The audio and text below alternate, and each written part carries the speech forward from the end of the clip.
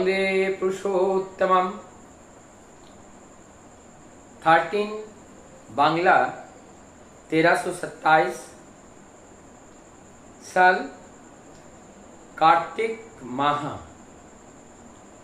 ये बात वर्तमान बांग्लादेश हिमायतपुर के पास कुष्ठिया में भूतपूर्व जो एक्स कोर्ट सब इंस्पेक्टर श्रीयुक्त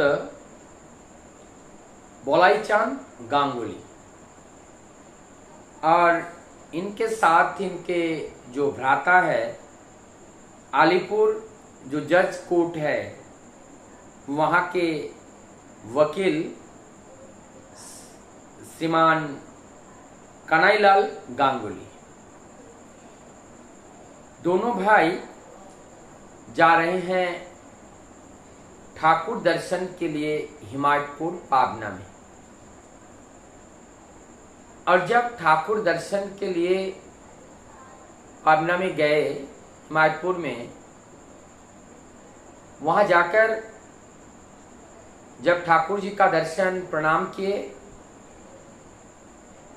जैसे ठाकुर जी पार्लर में बैठे रहते हैं, भक्त लोगों का तांता वहां पर लगा रहता है, प्रणाम दर्शन चलता रहता है। ठीक इसी बीच में एक व्यक्ति ठाकुर जी के लिए सुगंधित तैल मतलब तेल लेकर के आए हैं। सिर पे लगाने वाला तो तेल है, लेकिन अत्यंत सुगंधित है। और उस तेल का साथ साथ मर्दान भी, उससे तेल का मालिश भी शुरू हुआ, तेल लगाया गया, क्योंकि उस समय स्नान का समय था। और जब तेल लगाए और उसमें जो सुगंध आया, उससे मन एकदम पागल हो गया, मुग्ध हो गए उस महक से, इतना सुगंधित महक। अब तेल जब लगा लिए, तब उस तेल को एक भक्त के हाथ में निर्धारित जगह पर देने के लिए दिए। और वहां पास में खड़े थे कन्हैयालाल गांगुली दा। उनके मन में अब लगा कि ये तेल बड़े सुगंधित है, इस तेल का ये तेल अगर हमें मिल जाता तो मैं थोड़ा इस तेल का मालिश, इस तेल को थोड़ा लगाता भी। अब बाद में सोच रहे हैं छोड़ो, नहीं करेंगे, नहीं लेंगे। ठाकुर तो अंतर्यामी हैं। मैं बहुत बार अनेकों भक्त के मुंह से ठाकुर जी के अंतर्यामित्व के बारे में सुना हूं। आज मैं स्वयं प्रैक्टिकल करूंगा कि ठाकुर अंतर्यामित्व है या नहीं।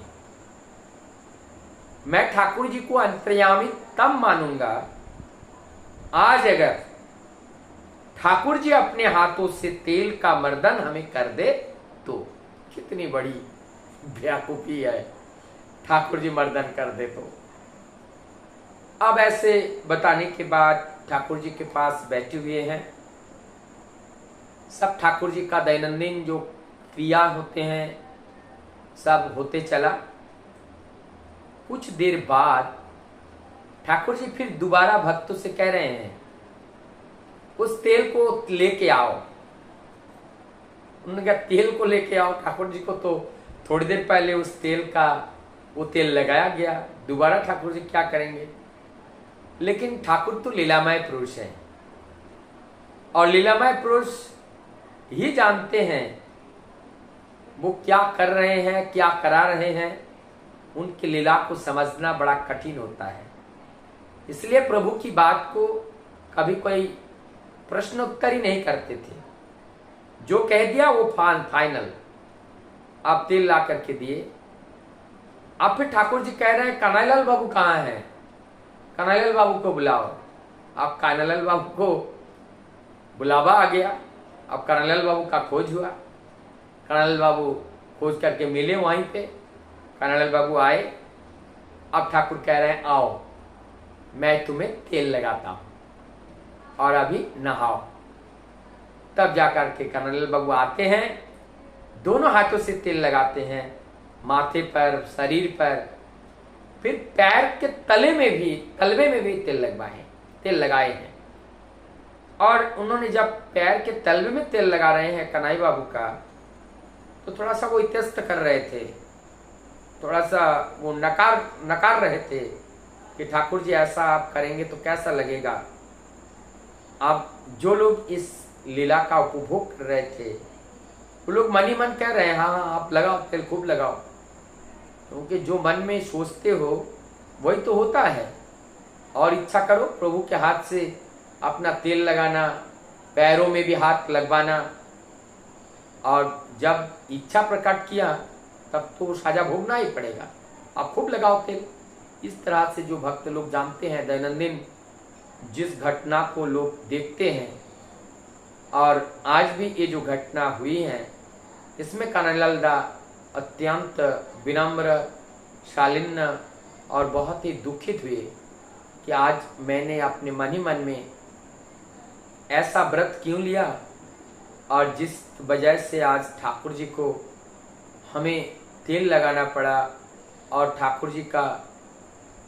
ठाकुर जी द्वारा हमारे चरण तले तक भी ठाकुर जी का हाथ पहुंचा। मैं तो बहुत बड़ा अपराधी हूँ, बहुत बड़ा अपराध किया। ऐसे अपने को कोसते हुए पश्चाताप कर रहे हैं। उस समय कन्हैयालाल दादा का दीक्षा भी नहीं हुआ था, लेकिन ठाकुर जी का ये जो प्रेम था, जो अपरिमापित और सीमाहीन प्रेम, और ये सीमाहीन अपरिमापित जो प्रेम था, इस प्रेम स्पर्श को पाकर आप ठाकुर जी को भूल नहीं पा रहे थे। आप सदैव ठाकुर जी खाते सोते जगते चलते फिरते, ऐसा लग रहा था कि ठाकुर ही ठाकुर हैं और ठाकुर मैं हैं, और ऐसा लग रहा था कि ठाकुर मानो एक महासमुद्र है और उस समुद्र में हम डुबकी लगा रहे हैं। ऐसे कन्हैयालाल दादा का एहसास हो रहा था।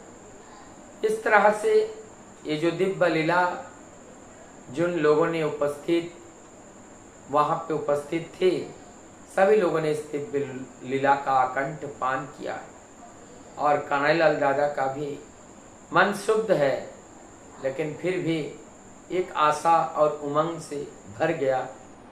ये इस बात पे लोग कहते थे ठाकुर एक चिटिंगबाज है, ठाकुर मोहिनी मंत्र जानते हैं, लेकिन आज स्वयं मैंने आकर के देखा ना तो ठाकुर चिटिंगबाज है, ना तो ठाकुर के पास मोहिनी मंत्र हैं, लेकिन हाँ इन सब से ऊपर एक मंत्र ठाकुर जी के पास है, और वो है अप्रतिम प्रेम।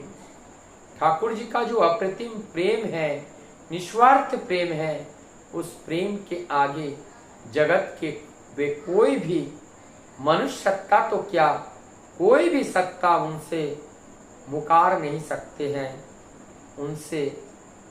उनसे दूर नहीं जा सकते हैं, क्योंकि वो तो सबसे बड़े चुंबक हैं, सबसे बड़े आकर्षण कारक हैं, जो जगत में सबको आकर्षित करते हैं, सबको अपने बाहू में समा लेते हैं।